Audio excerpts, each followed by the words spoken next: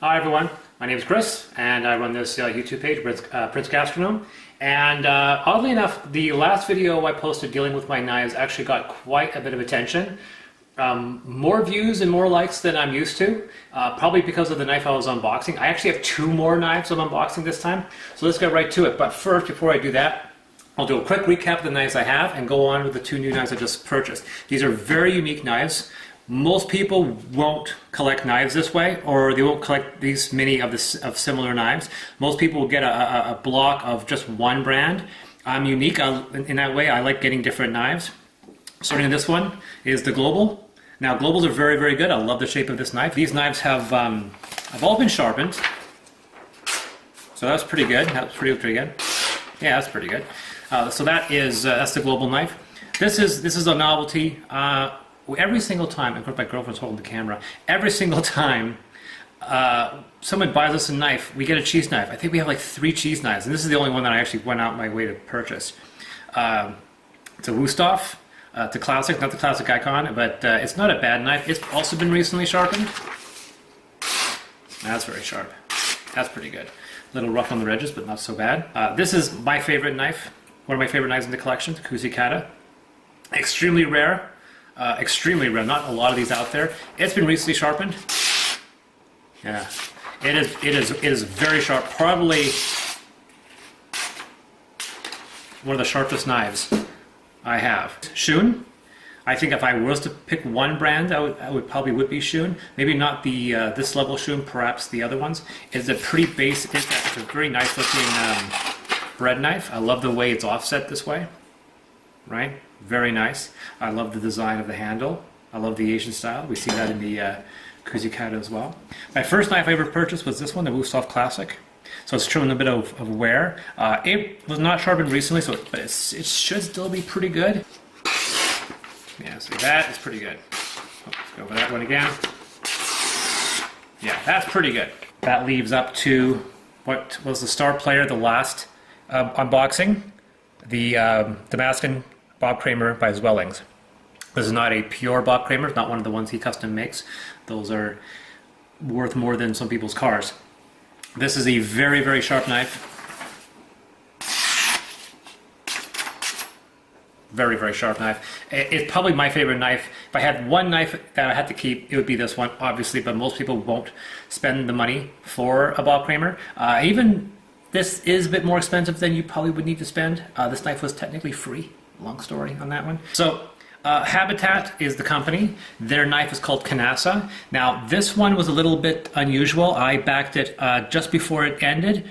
Their delivery time was just around a month. So I think they were over by November. I got the knife at the end of December, which is a very fast turnaround, which does lead me to think that personally they had their infrastructure already set and they were just looking for pre-orders. Then the whole idea about the Knasa knife, we'll open it there to show people, is that this steel it's made out of is very unique. It's called Knasa because the guy's an engineer at NASA and he made this knife, the Knasa. Okay. Obviously aesthetically it's not just as crazy, but it is the longest knife I have. It just edges out the Wusthof by about 1/4 of an inch. And obviously this is a Santoku, so it's obviously a lot longer than the Santoku. This is a chef knife. This is the part that's a little crazy, a little bit interesting. They say this knife doesn't have to be sharpened as often as the other knives, and they're boasting its construction. Aesthetically, it's definitely a similar style to some of these other ones here. As from a cutting perspective, it's good. It personally, from an edge standpoint, a little rough. So I think it probably is somewhere in between the Wusthof and the Bob Kramer in terms of sharpness. It is a really large knife, so if I did some heavy cutting, I probably would use that. If I'm chopping up vegetables, I probably would use the Kramer. Going into this one, Bulat or Bullet. I always call it Bulat or Bulat. This one was the first knife I saw on Kickstarter. It took a lot longer. So this one, I believe, was probably a legitimate, authentic company that needed Kickstarter money in order to get going. This is brand spanking new. I've not seen this knife. It's still wrapped. It just showed up today. I'm looking forward to it. It is, I think, a much smaller company, and I'm really looking forward to seeing how this knife looks. I did back it with the sharpening stone, which I'll open it up, but I won't use today, obviously. I think this one may be more aesthetically pleasing than the Knasa. Get that going there. Oh, look at that handle. So obviously it's the one that's off from all the other handles I have, as it is walnut. And I love it's a little imperfect around the edges there, which is very nice, right? Look at that. Look at that design. That pattern is just exquisite.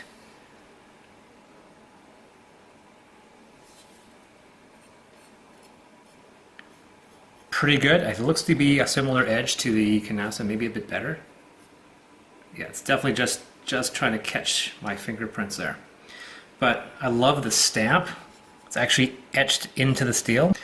So you can see the imperfections. I love the spots, and then it slowly blends into lines there, because it's actually, what was the claim of it? It was 67 layers VG10 steel, Japanese, made in, designed in Canada.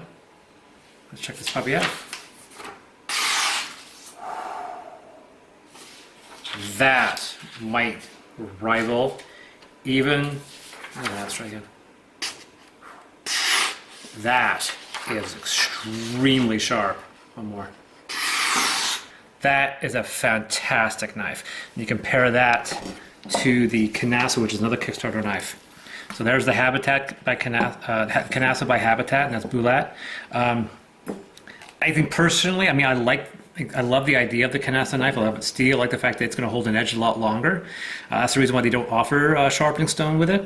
But the Bulat, from obviously, I think, if my girlfriend will agree, that the Bulat is just more aesthetically breathtaking.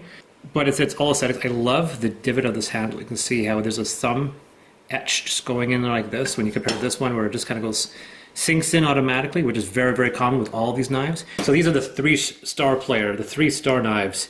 The Knasa, Bulat, Bob Kramer Zwillings. Very different knives. This is technically a Santoku. This is not a chef knife. Make sure people are all aware of that. These are two chef knives. This is a Santoku. That's why this one looks so different. I went for the Bob Kramer Santoku just because I did not have a Santoku. So we're not comparing apples to apples here. This is definitely a different knife. For that. Oops, sorry. For that.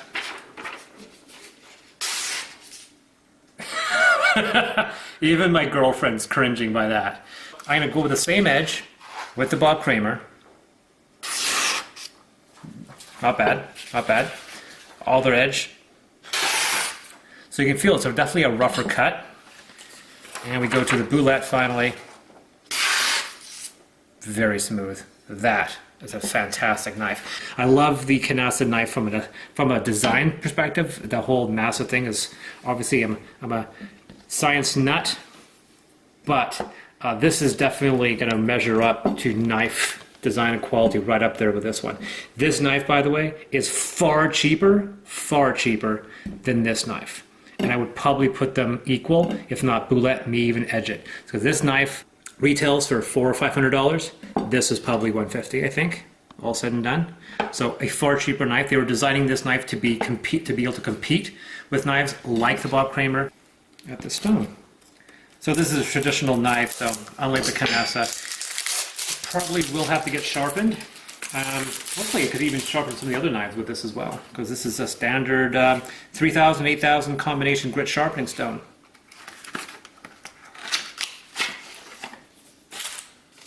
Yep, pretty straightforward. I've seen these before. Oddly enough, Bob Kramer has an instructional video of this that shows you how to use these stones correctly. Combination of water and a towel or what have you. So it is so anyway, this is a single stone, so it doesn't separate. And 8,000 grit here, 3,000 right there.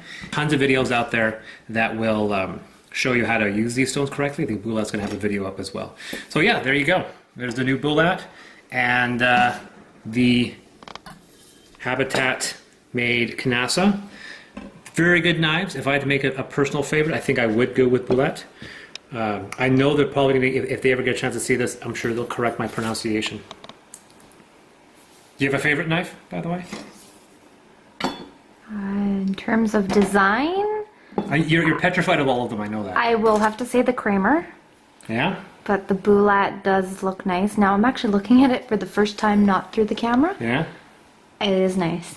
It is. Feeling it in my hand, weight-wise, it is interesting how the Bob Kramer is more back-heavy and the Bulat's more front-heavy.